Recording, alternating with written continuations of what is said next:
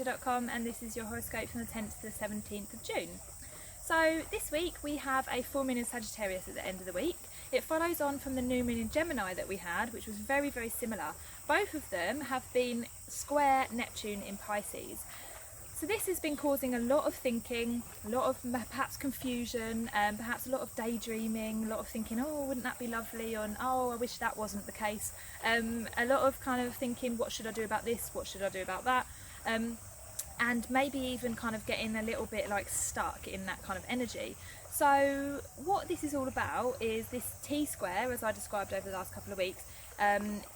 Essentially, it's all about trying to push through this T-square energy to the opposite sign, which is Virgo. So this full moon will encourage you to make plans. It will encourage you to get real on some stuff, like really kind of be honest with yourself on something. It will encourage you to structure your life in a certain way that is better for you. Do you need to get up earlier? Do you need to schedule your chores a bit better? Do you need to be a bit more efficient in some way? And all of this together is about change. So these four signs, Gemini, Virgo, Sagittarius and Pisces, these are called the mutable signs. So if you don't know what those are, mutable signs are the ones that like change. They're very adaptable and flexible, and they need constant stimulation that is different from the norm. So you obviously are a Pisces, so this includes you. You do need this constant kind of like shift, right? You can't just like sit in one place for too long. So try and think this full moon about your life. How can you have both of these, right? So how can you have the structure and the routine with the adaptability and the flexibility that keeps everything fresh? Is there a way that you can kind of, say for example, you like to exercise outdoors, you go running. Can you go running in a different place each week?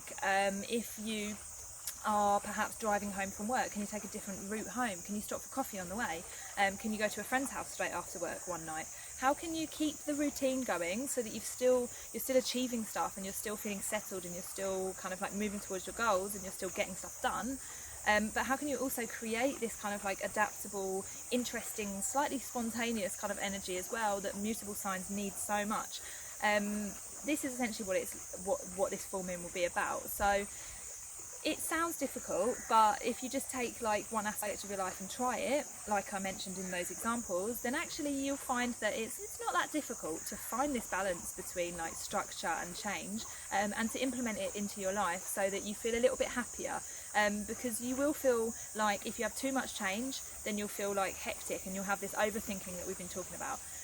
But if you end up with too much like of the same thing every day, then you'll become stagnant, and then you'll kind of think like, oh, I don't want to do it, oh, I don't want to go to work, oh, I don't want to get up. So it's a real important lesson here to be able to balance this energy, and yeah, essentially the full moon will help you to shine a light onto how you can do that. So just sit with yourself for a little bit and try and figure out where you can apply this method to your life, and then just work with it. See if you can do it for a few days, up until the full moon, and then the full moon will kind of go like boom, and you'll be like, oh wow, that actually makes me feel much better.